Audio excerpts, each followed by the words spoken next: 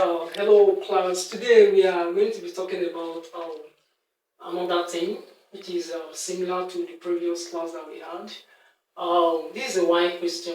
I'll just solve this question briefly for us. Now, on this setup, you can see there is a force. There are two forces that are acting upward. We have the force P and we have the force Q.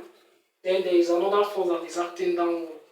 Now, I want you to know that all these forces can be referred to as weight at the same time. So we have a 10 Newton force that is acting downward. Now, at the top of the two pivots or the knife edges, we have force Q and force P. Now, force P is covering a distance to this downward force as 2 meters, but it's covering a distance to the other knife edge to be what? 2 plus 6 meters.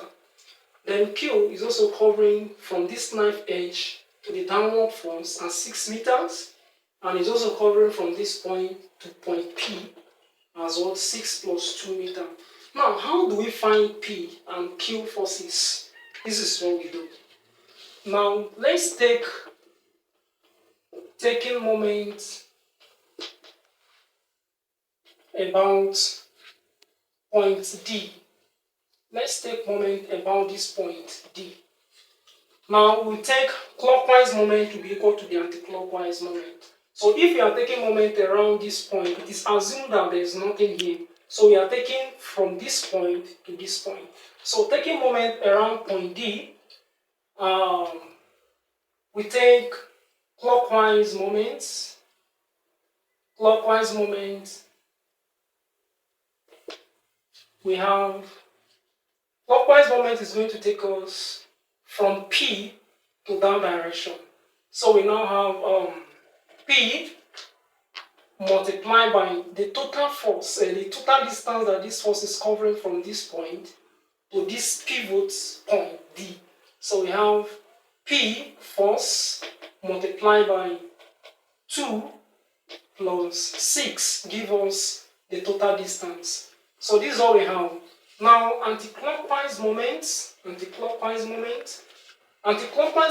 coming from here because this is the point at which we are solving this moment about. So it's coming from this value of force, 10 Newton, multiplied by the distance it's covering from here to this point D, which is what? 6. Now, recall that moment is equal to what? Force times perpendicular distance. So don't ever forget this. Now, how we got in this way? By principle of moment, where do I write this? Okay. By principle of moment, clockwise moment is equal to what? Anti-clockwise moment. So we have P multiplied by 2 plus 6 equal to what? 10 multiplied by 6. So P multiplied by this, we have 8P to be equal to 10 times 6 gives us 60. So P is now equal to 60 divided by 8. So this is the value of P that we have from this question. Now, from here, we'll be able to find our Q. And how do we find our Q? I would love to clean this side so that we'll be able to get the value of Q.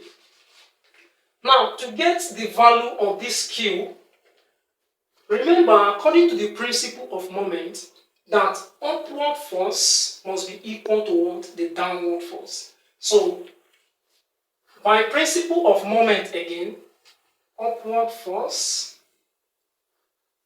is equal to downward force. And what are the forces we have upward? We have P and Q that are acting upward. So we have P plus Q equal to what? The downward force. And what's the value of the downward force? The only downward force we have from this diagram is the 10 Newton force. So if we have this way, remember that the value of our P from our previous calculation that we got, or we did and got, was 60 over 8. So we have 60 divided by 8 plus Q is equal to 10. Now this is going to be Q equal to 10 minus 60 divided by 8. Now if you punch your calculator, whatever answer it gives you becomes the value that we have. So here we have